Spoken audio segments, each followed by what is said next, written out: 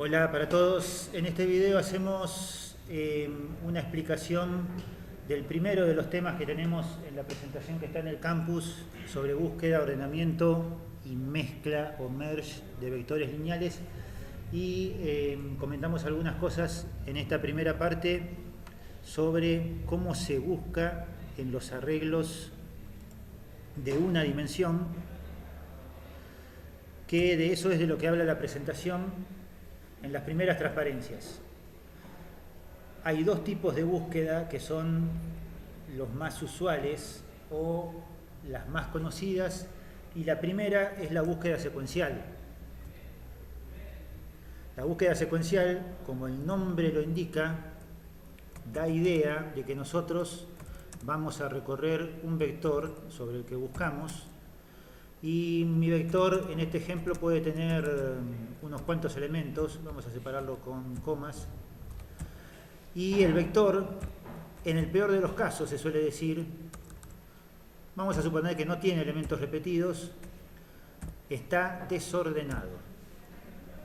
Entonces, lo que entendemos como búsqueda secuencial es que nosotros vamos a hacer una pasada de izquierda a derecha y vamos a preguntar para saber si en el vector se encuentra un cierto elemento X, por ejemplo el 5. Cuando tengamos una función, siempre es bueno intentar pensar que ya la tenemos solucionada. Entonces, si tenemos una función y la función se llama búsqueda y le pasamos el vector, lo vamos a pasar por copia porque no se va a modificar, pero los vectores pasaban por referencia, por default, así que le agregaríamos la palabrita const adelante para que no se modifique. Y el segundo parámetro podría ser el valor a buscar. Entonces, si yo tuviera una función de ese modo, la llamada de la función, para este ejemplo, me tendría que retornar verdadero o falso. Cuando lo pensamos así, ya vamos definiendo la función. Sabemos que va a ser una función que me retorna un valor booleano, que tiene dos parámetros, que el primero es por referencia constante, el segundo es por copia. Y empezamos a pensar cómo haríamos un algoritmo para hacer eso. Lo que definimos hasta ahora se suele decir que es lo que responde la pregunta ¿qué? ¿Qué hace la función? Todo lo que estuvimos analizando. La función se va a llamar búsqueda, recibe tal parámetro, tal conjunto de parámetros, retorna tal valor. Eso es lo que hace la función. Cuando nosotros pensamos qué algoritmo vamos a usar, contestamos la pregunta ¿cómo? Una está relacionada con el análisis, la otra está más relacionada con la estrategia de solución y la implementación. Cuando decimos cómo lo resolvemos, tenemos que escribir un algoritmo. Entonces, ahora que lo pensamos informalmente, nosotros decimos, sí, voy a tener que recorrer el vector, comparar el primero contra el 5, el segundo contra el 5, el 5 contra el 5, y cuando llegue al 5, puedo decir, se encuentra el 5 en el vector. Si me interesa saber eso, retorno un true, pero a veces me interesa saber la posición en la que se encuentra. Entonces, si me interesa saber la posición en la que se encuentra, podría retornar un valor de tipo int. Y a lo mejor retornando un valor de tipo int, yo puedo saber las dos cosas, si se encuentra o no se encuentra y en qué posición. Porque si retorno un int y cuando no se encuentra retorno -1, tengo también información de que no está en el vector. Y cuando se encuentra, retorno, por ejemplo, para el 5, la posición que es 0, 1, 2. ¿Cómo se va a resolver eso? Con una búsqueda lineal, elemento por elemento, búsqueda secuencial, de izquierda a derecha, comparamos todos los elementos y si encontramos el 5, ya podemos retornar el true o la posición, de acuerdo a lo que hayamos acordado y decidido. Entonces, ¿qué sucede o de qué manera nosotros vamos a codificar un algoritmo para eso? ¿Qué estructura de control se les ocurre que podemos usar? Cuando decidimos la estructura de control, tenemos que pensar, si yo voy a comparar cada elemento con el 5 y el tamaño del vector es igual a 3, 6, 7. Si yo voy a comparar cada elemento con el 5 y tengo 7 elementos en el vector, de las estructuras repetitivas que ustedes conocen, vamos por un for, vamos por un while, vamos por un do while. ¿Sabemos exactamente cuántas veces vamos a comparar contra el 5? En el mejor de los casos, ¿cuántas veces comparamos contra el 5? Una, si es el primero. En el peor de los casos, 7, si no se encuentra, ¿sí? O se encuentra en la última posición. Entonces, voy por un for, voy por un while, voy por un do while. Podría usar un do while porque las especificaciones me decían que iba desde 1 hasta n. O podemos usar un while si la primera comparación la hacemos afuera o la hacemos en la condición del while. O puedo usar un for, pero no es lo más correcto, ¿sí? Entonces, esa búsqueda la vamos a hacer de izquierda a derecha porque nos parece habitual, pero también la podríamos hacer perfectamente de derecha a izquierda. Es lo mismo. Si el vector está desordenado, hay la misma posibilidad de encontrarlo en cualquier sentido. Y en los dos sentidos lo voy a encontrar si es que está ahí. Y no lo voy a encontrar si no está. Entonces, para codificar esto, yo necesito hacer un mientras que arranque desde la posición i en 0. Lo podemos pensar ahora con algunas variables, haciendo alguna tabla. Si i arranca con el valor inicial 0, yo podría ir comparando el elemento 5, que lo tengo en la variable x, contra el elemento b sub i, que lo vamos a tener almacenado en el vector. Entonces, en la primera iteración tenemos que comparar contra el 4. Estas tablitas me sirven porque una vez que yo las tengo bien armadas, sé las variables que tengo que declarar, y si voy pensando que i va cambiando y va recorriendo cada una de las posiciones del vector y va comparando contra cada una de las posiciones del vector hasta que llegamos a la posición donde se encuentra el 5 y ahí cancelamos la estructura repetitiva, me doy cuenta que le estamos apuntando a un mientras. Cuando llego al que estoy buscando, le apunto a un mientras. Pero si yo hago otra pruebita acá y tengo un caso similar, copio lo primero, tengo un caso similar, pero estamos buscando un elemento que no se encuentra en el vector, el 6, evidentemente esto se va a seguir incrementando, vamos a pasar por todos los elementos que hay en el vector, 0, 1, 2, 3, 4, 5, 6, vamos a llegar a la fila del sexto elemento, vamos a comparar contra el 7 y no vamos a encontrar el 5. La otra condición de terminación es que se me termine el vector. Yo voy a comparar elemento a elemento contra el elemento que estoy buscando hasta que lo encuentre o hasta que se me termine el vector. Entonces, sencillamente es un while con una condición, con un AND lógico. Esas dos cosas son b sub i distinto de x y i menor o igual que el tamaño lógico o menor que el tamaño lógico. Es un mientras con una condición compuesta. Cuando pensamos eso, tenemos que llegar a un código más o menos parecido al que tenemos acá, que yo no lo voy a codificar de cero para que no se haga excesivamente largo el video. Más o menos parecido al que tenemos ahí, pero ahí lo tenemos con un for, y dijimos que el for no era lo más adecuado, así que lo vamos a mejorar y lo vamos a hacer con un mientras, ya que acá me había olvidado, está resuelto con un for. Ese for que está ahí hace lo que nosotros dijimos, pero lo hace con un for, y nosotros dijimos siempre que el for es una estructura repetitiva exacta, y por lo tanto solo tiene que usarse cuando ustedes conocen con exactitud la cantidad de comparaciones que se van a hacer. Acá no la conocen. Ese for está codificado en C++ y se comporta como un mientras. Se comporta como el mientras que estuvimos hablando. ¿Por qué se comporta así? Porque cuando lo encuentra, inmediatamente retorna de la función. Así que ese for se cancela. Si el primer elemento es el que estoy buscando, se cancela en la primera iteración. No hace n iteraciones, siempre. No es un for conceptualmente hablando. Si recorremos todo el for y no se encuentra el elemento, se hacen las n iteraciones y salimos con el retorno -1, porque acá está la función definida con esa posibilidad que vimos de que retornaba un entero y si no lo encontraba, retornaba -1.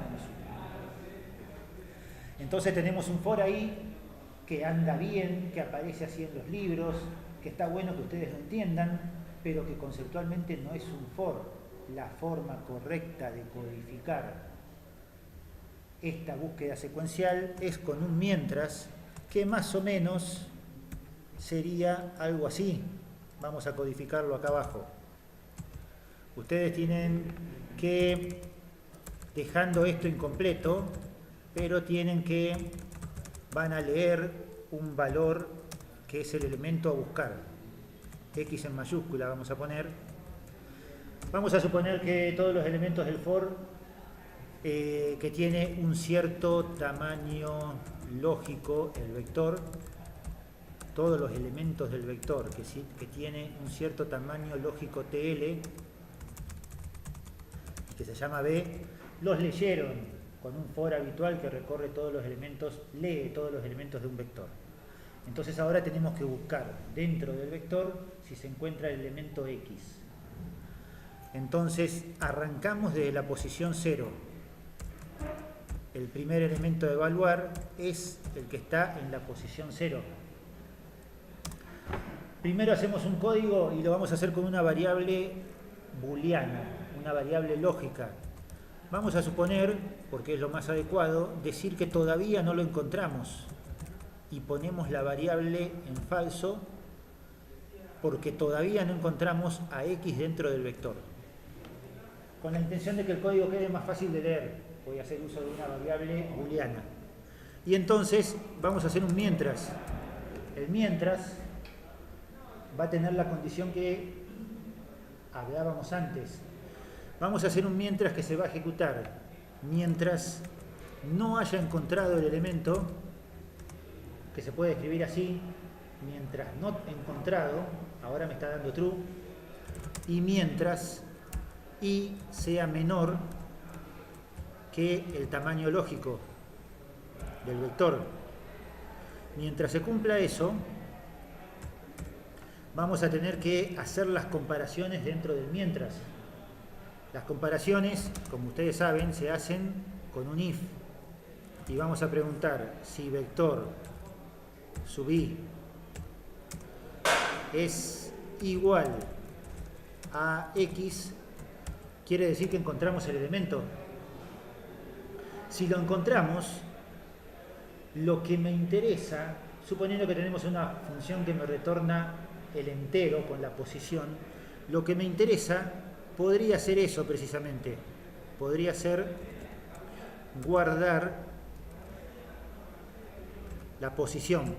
Entonces vamos a poner posición donde lo encontramos es igual a i, la posición de la variable que usamos como subíndice. Y además vamos a decir que ya lo encontramos. Entonces a esa variable de control le vamos a asignar true para salir inmediatamente del while. Si lo encontramos, marcamos la posición y decimos encontrado igual a true.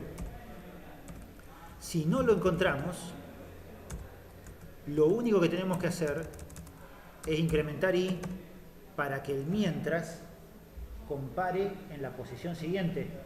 Mientras no lo encuentra, va incrementando i y va comparando en la posición siguiente hasta que llega a TL. Cuando sale de ahí, pueden pasar dos cosas. cuando sale del mientras, pueden pasar dos cosas. Encontramos el elemento o no encontramos el elemento. Y lo podemos saber por lo que tengo almacenado en la variable encontrado. Si lo encontré, tengo encontrado en true. Si no lo encontré, tengo encontrado en false. Si tenemos una función y la función retorna ese valor i como la posición, nosotros podemos escribir ahora si podemos escribir si encontrado, escribir si encontrado, ¿se acuerdan? Es lo mismo que escribir si encontrado igual a true. Si así se entiende más fácil, lo escriben así. Si encontrado es igual a true, la función tiene que retornar lo que guardé en posición. La variable posición era una variable entera y esa variable posición, por lo que comentábamos antes, se suele guardar con -1, cosa que si no lo encontré queda en -1. Una posición que no existe en el vector para decir no está en el vector. Entonces, si se encontró, quedó con algún valor para i, para posición, entre 0 y tamaño lógico -1. Y eso es lo que tiene que retornar. Si no, tiene que retornar -1. En cualquiera de los dos casos tiene que retornar posición. Lo estoy diciendo mal, me corrijo. Si no, tiene que retornar -1. ¿Sí? Hay una solución más corta y por eso yo ahí mezclé esa pregunta que ahora parece que tiene sin sentido, porque parece que queda sin sentido porque podría haber escrito así esta cuestión: retornar posición. Como guardamos los datos en posición, no tiene sentido esta pregunta que uno se la hace para saber si encontró al valor o no. Entonces, esto yo lo puedo comentar, lo dejo comentado para que quede, porque uno lo piensa inicialmente así. Después puede escribir sencillamente eso, porque posición, si estaba en -1 y acá está en i, tiene todo lo que necesita acá para retornar o posición o -1. Bueno, ese código, aunque ahí parece más complicado y más largo, cuando uno lo simplifica un poquito, queda más fácil de leer y es más correcto que el for que tienen en la presentación. El for de la presentación también es correcto, pero está ahí para que expliquemos todas estas cosas, entre otras, ¿sí? Con eso tenemos el primer algoritmo de búsqueda secuencial sobre un vector terminado. Este algoritmo de búsqueda secuencial funciona sobre vectores desordenados y también puede funcionar sobre vectores ordenados, porque el mismo algoritmo trabaja bien sobre vectores ordenados. Pero si tenemos vectores ordenados, tendríamos que hacer, lo último que les cuento, algo diferente, sin código, lo contamos, lo comentamos nada más. Tendríamos que hacer algo diferente porque no tiene sentido emplear la misma forma de pensamiento. Si este vector estaría ordenado, sería algo así como 1, 2, 4, 5, 8, 9 y el 7 ahí antes del 8. Si yo tengo un vector ordenado y somos mínimamente inteligentes y lo reflejamos en nuestro algoritmo, podemos usar un algoritmo mejor que el que usamos recién. Podemos decir, voy a comparar elemento con elemento, pero si yo estoy buscando el 5 y lo encuentro, cortamos y retornamos como antes la posición del 5. Pero si yo estoy buscando el 3, una vez que llegue al 4, no tiene sentido seguir, porque el vector está ordenado, cosa que antes no. Entonces, el algoritmo de búsqueda secuencial es básico y anda sobre vectores desordenados, también sobre ordenados. Pero si el vector está ordenado, tenemos que implementar otro algoritmo que sea un poco mejor y que evalúe eso que comentábamos recién. Y se va a llamar búsqueda secuencial mejorada sobre vectores ordenados. Con eso terminamos la partecita de búsqueda secuencial en vectores generales. Y fin del video.